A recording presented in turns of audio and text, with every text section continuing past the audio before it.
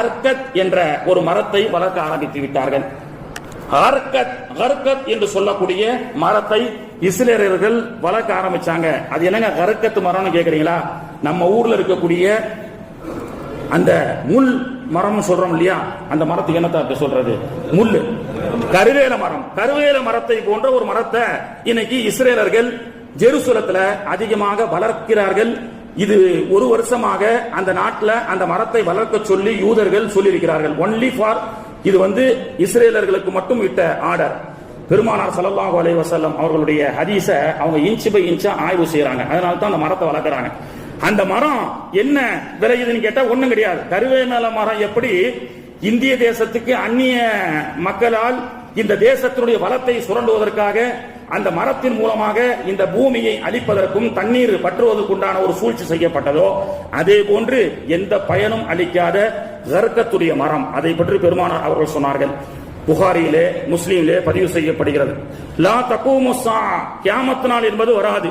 ஹத்தா யுகாத்திலுல் முஸ்லிமீனல் யஹூத ஃபயக்துலூனல் முஸ்லிமூன், கியாமத் நாள் என்பது வராது முஸ்லிம்கள் யூதர்களை தேடி தேடி கொலை செய்யாத வரை. ஹத்தா யகூலு ஷஜர, எந்த அளவுக்கு என்று சொன்னால் யூதர்கள் எல்லாம் ஷஜர வல் ஹஜர, கல்லுக்கு பின்னாலும் மண்ணுக்கு பின்னாலும் ஒளிந்து கொள்வார்கள். யூதர்கள் எல்லாம் பயந்து ஒளிந்து கொள்வார்கள். எவன் இன்னைக்கு வல்லரசு நெஞ்ச நிமித்தி நிக்கிறானோ அவெல்லாம் கோலையாக மாறி இஸ்லாமியர்கள் கொண்டு வரக்கூடிய ஆயுதத்துக்கு பயந்து, இஸ்லாமியர்களுக்கு பயந்து கல்லுக்கு பின்னாலும் மரத்துக்கு பின்னாலும் ஒளிந்து கொள்வான். பெருமானாருடைய ஹதீஸ். அப்படி கல்லுக்கு பின்னாலும் மரத்துக்கு பின்னாலும் ஒளிந்து கொண்டிருக்கும் பொழுது மஹதி அலைஹிஸ்ஸலாம் இஸ்லாமிய படைகள் தேடி வரும் பொழுது கல்லும் மரமும் பேசும். கல் பேசும், எனக்கு பின்னாடி ஒரு யூதன் ஒளிந்திருக்கின்றான் என்று மஹதி அலைஹிஸ்ஸலாமுக்கும் இஸ்லாமியர்களுக்கும் சொல்லி காட்டி கொடுக்கும். மரம் பேசும், என் பின்னாடி யூதன் ஒளிந்திருக்கின்றான் என்று மரம் பேசும் அப்படின்னு சொல்லிட்டு பெருமானார் அவர்கள் சொன்னார்கள். அந்த நேரத்திலே யூதர்கள் ஓடி ஒளிவார்கள். முஸ்லிம்கள் ஆயுத பலத்தால் ஓங்கி இருப்பார்கள். முஸ்லிம்கள் யூதர்களை தேடி தேடி கொள்வார்கள்.